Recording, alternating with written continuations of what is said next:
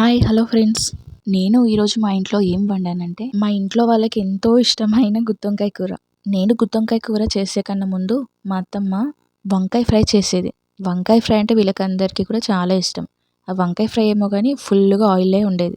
ఆయిల్‌లో deep fry చేసినట్టుగా ఉండేది మొత్తం ఆయిల్. అలా చేసుకొని వాళ్ళకి అలా ఆ టేస్ట్ అలవాటయిపోయింది. కానీ నేను ఒకసారి ఇలా గుత్తొంకాయ కూర చేసినా, నాకొక్కదానికి సెపరేట్‌గా ఆ రోజు నాడు మా అత్తమ్మ, మా బావ ఈ కూర టేస్ట్ చేసిర్రు.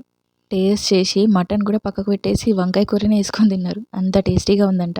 ఈ కూర మళ్ళీ మళ్ళీ చెయ్యి అన్నారు కానీ ఎప్పుడూ వీలు కాలే. ఈరోజు వీలైంది చేసిన. ఇంకోటి, ఆ రోజు టేస్ట్ చేశానన్నా కదా, ఆ రోజు నైట్ కర్రీ మిగిలినా సరే ఎప్పుడైనా సరే మార్నింగ్ తినం మళ్ళీ నైట్ మిగిలింది.